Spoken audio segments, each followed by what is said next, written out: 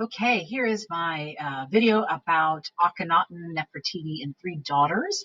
If you watched my video about the introduction to Egypt, I've already talked about it a little bit, but what I'd like you to do is take a second and really look at the piece. You want to try and think about how you would describe the bodies, how you would describe their posture, um, how would you describe the composition, right? It seems a fairly balanced composition. It's asymmetrically balanced. And then how you would describe the scene in general. It's a very domestic looking scene, right? Here is Akhenaten, and here is his wife Nefertiti. You may have heard of her before. And we have their three daughters, and they're just kind of hanging out in a very loving way, right?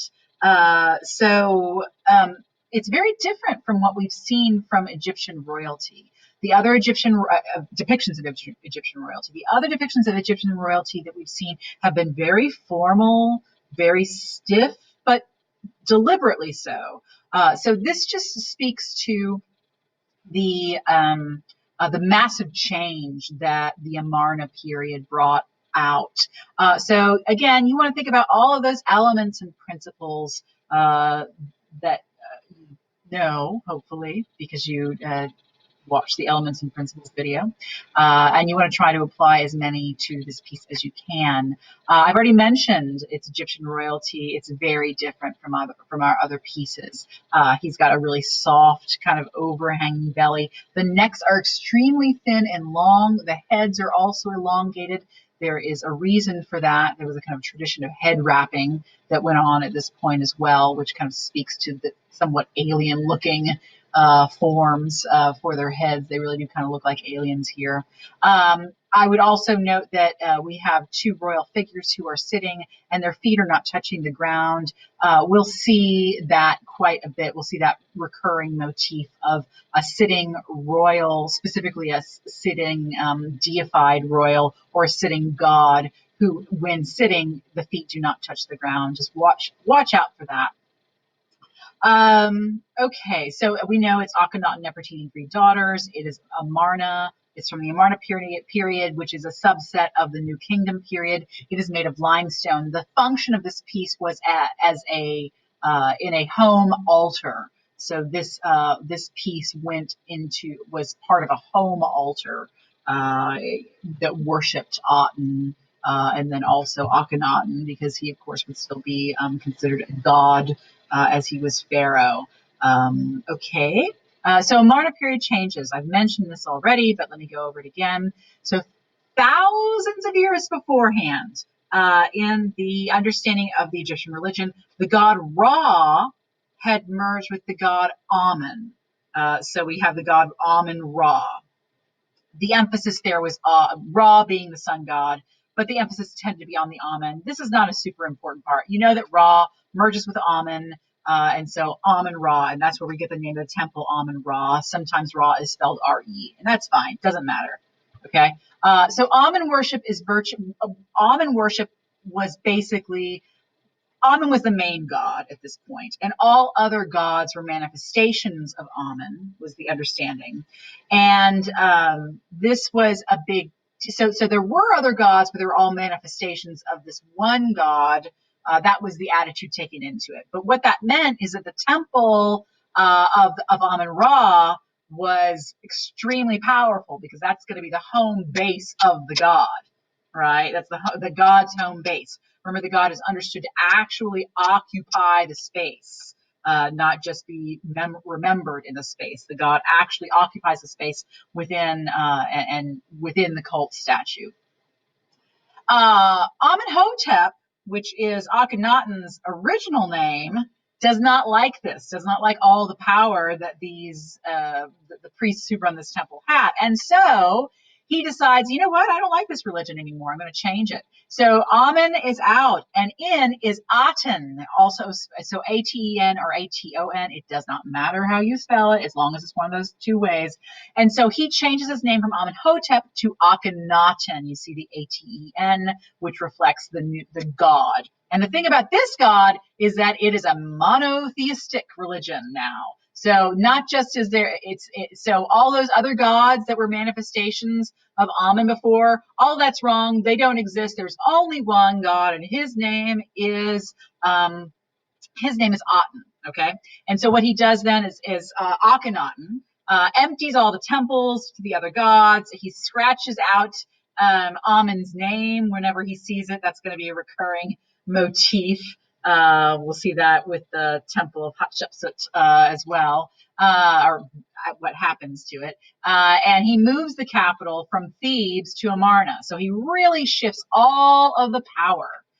So he declares himself he's not only Pharaoh already, but he also declares himself the son of Aten, which makes sense because he's Pharaoh's divine, but also he's the sole prophet of Aten.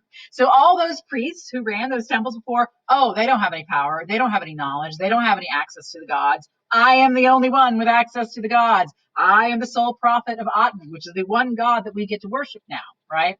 So Aten, we'll see, as we see in the image here, is not depicted as any kind of anthropomorphized being or any kind of human animal being. He is a sun disk. So he doesn't have any kind of figural body, right? Originally, that was an aspect of Ra, but don't worry too much about that. It makes sense that it was an aspect of Ra because, of course, Ra was the sun god, but please don't let that confuse you. We're focusing on Aten. He appears as a disk of the sun. So again, Akhenaten changes everything. Aten is the only god. We are now in a strictly monotheistic religion now. And so here's another image of Aten. We see the sun disk, we see the cobra, we see the hands reaching out, and we see an Ankh here. I'll talk about an Ankh. It's a sign of life in just a second. So we look at this image, and if we look back at our image here, we see the same thing. Yes, hands reaching out. They will look a little different, but they are hands. There's the cobra. The Ankh is in slightly different places there actually. But there we have the repetition of that image. Stylistically, this isn't super important, but I want to go over it, right? We had Amen, who turned into Amen Ra, right? Or this is the other way to spell Amen Ra with the R-E. We had Anubis, who is kind of the jackal-headed god, and we have Atum, and we have Basset, right? And this was the initial way that the gods were looked at. But eventually Amen and Ra merged together and became Amen Ra over here. We can see, so we can see this other god, Ra, merging, and he becomes Amen Ra. I just wanted to show you these images because just to see traditionally what, even when gods kind of change and merge, how they were represented in Egyptian culture and how different Aten is, right? Aten doesn't have a body. So he's not represented in animal or human form, but simply as a sun disk emitting life-giving rays. And so stylistic changes. I mentioned that, change in religion, change in culture results in or goes along with change in style. So this is an image of Akhenaten. So this is Amarna period. So is this is actually the bust of Nefertiti, very famous piece. So we can see how different these guys are compared with Menkaure and Queen. Now, Menkaure and Queen came quite earlier, but as I've already said many times, Egyptian art really doesn't change. So the stuff being produced, the way that pharaohs were depicted during Menkaure and Queen was pretty much the way that pharaohs were depicted right up until Akhenaten. Okay. So you can tell the difference, real elongation of neck, thinner neck, long head, fuller lips. I'll go into a list in just a moment, right? And there's another example. So there's a Akhenaten right there, kind of belly, kind of got hips there, right? As opposed to the smooth and beautiful Menkaure and Queen, perfect, right? So again, overall, we get in terms of the depiction of the human body in the Amarna period is a curvier, more kind of effeminate looking body, right, with those hips and those thighs. The waist is narrower and thinner. Well, thin and narrow mean basically the same thing. The belly kind of protrudes a little bit, got kind of thick thighs, right? So the images of these bodies are softer and more contoured, not just the bodies, but the faces, right? We don't have straight planes to the face. We have more curves in the face. Which is longer, and the faces have heavy lidded eyes as well. Now we can't see that so much in Akhenaten, Nefertiti, and Three Daughters, but if we know what to look for, we can kind of see it, and we can definitely see it in the larger sculptures. Full lips, as I've mentioned before, and the elongated head. The other thing is, so this is an image of Akhenaten, right? And you might be wondering, okay, guy's naked. Where's his stuff, right? So there is some speculation that he is depicted as kind of being sexless. He's got no reproductive organs right there to match the fact that the sun disk god Aten, right, depicted as a sun disk, doesn't really seem to have a gender either. So more technical terms, sunken relief. You already know relief is how is a sculptural term that refers to an object sticking out, generally sticking out from the stone from which it is carved. So the image sticks out slightly from the stone. Sunken relief is where the image is cut into the stone.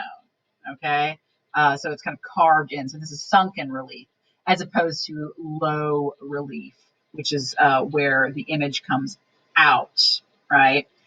It's clearly very informal. It's very intimate. It's very domestic. I already mentioned the ankh, which is this kind of cross-looking thing with a circle on top, which is I don't know why it's cut off there, sign of life. We want to keep that in mind and watch out for that. All right, you should have already watched the video from Khan Academy. If you've not done so, you can't watch it here. So you'll have to go to Khan Academy to watch it, okay? Because I haven't said everything. I've said a lot, but I haven't said everything. You need to watch the Khan Academy video. Thank you so much. Okay,